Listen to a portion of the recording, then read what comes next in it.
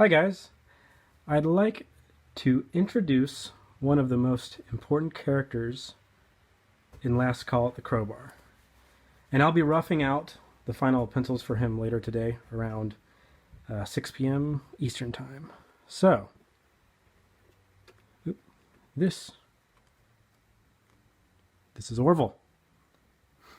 He is the bartender that decides your fate. In the game, he decides when the game ends with a roll of the dice.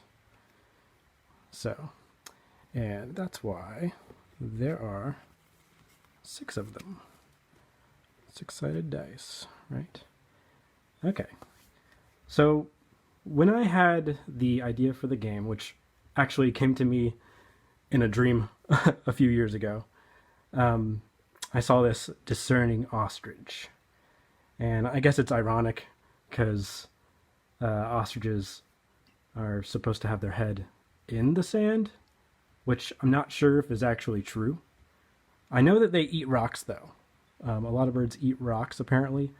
Dinosaurs did it, too, in order to process vegetation. So anyway, head in the sand. It kind of makes sense because the town of Avery takes place in the Dust Bowl era, so there's actually a lot of dust and sand. So, I want to show you some of the early sketches. I thought it'd be cool to share the process of doing the final art for this game. So some of the early sketches that led to the semi-final design. So here we go. This one is a bar shot. It's one of the first, I think that might be the first, ink sketches that I did, sort of playing around. And as you can tell, Orville has a fancy vest on. So that will become a defining character trait for Orville. Kind of matches the plumage of an actual ostrich, right? But you can't really tell he's an ostrich, right? There's not a lot of character detail here. That's just because this is one of the early sketches to get an idea of the environment, sort of to take what I had in my dream and put it on paper, right? So, but he shows up there, and let's see. Okay, I'll try to make sure it's framed so you guys can see. Okay, here we go. This is actually one of the first sketches, and he looks suspiciously like a turtle. He doesn't really look like an ostrich.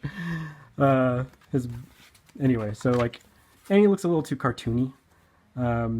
So speaking of that, one of the following sketchbooks, I was exploring sort of the style of the people in the town of Avery that would be in the Crowbar.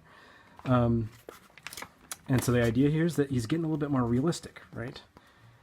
And I think that matches what I'm going for because the actual story, which is sort of related to personal events for me, but I'll probably go into more detail into that in a different video, more featuring the story.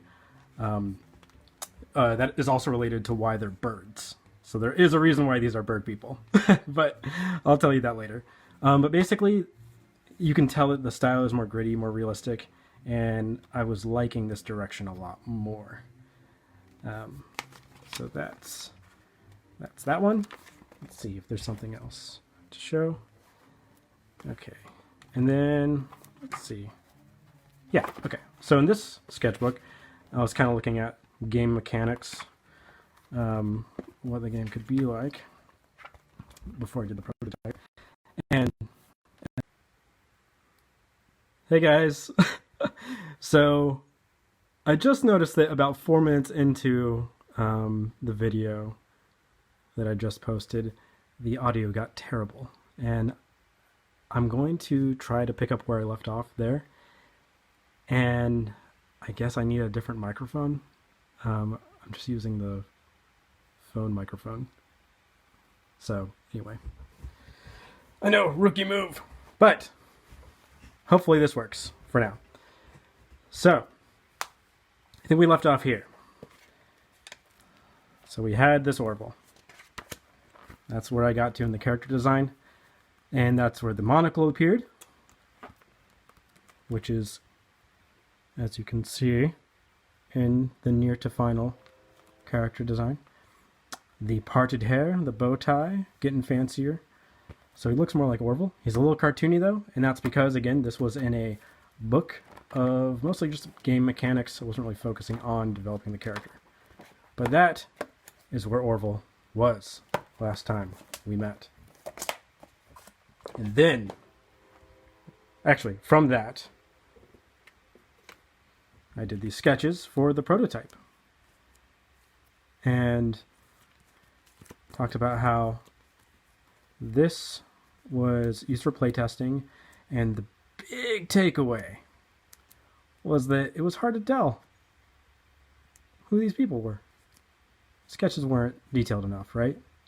So there is a minimum level of detail that you need when playtesting so that people can get past your chicken scratch, right?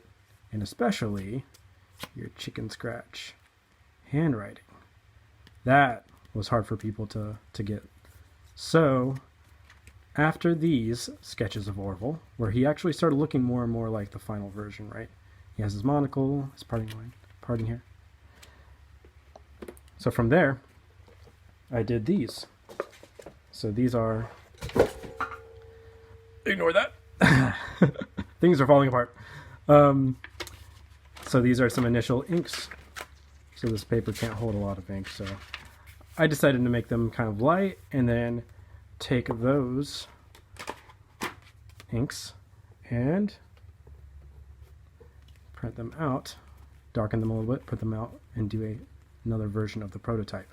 This was much easier to play test, and Orville's looking a lot more close to the final version, right? So, and the other cool thing is that's actual text. That's fancy. So you can actually read it now. So, and then I think this is a piece of masking tape. So, as you can tell, when you're doing the prototype, you're playtesting, you're changing the rules, you're adding stuff, just quickly post it, masking tape, whatever, to get it where it needs to be, and iterate. So that's where it was. And what I noticed is, when you kind of fan these out, well, what if all the characters were in exactly the same piece of art, right? So what if they all connected? And that is something I played around with in this book.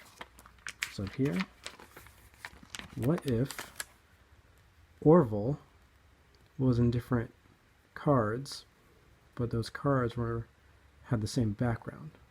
The bar in the background bending here, right? I thought it'd be neat if he was actually in the middle of sort of an animation.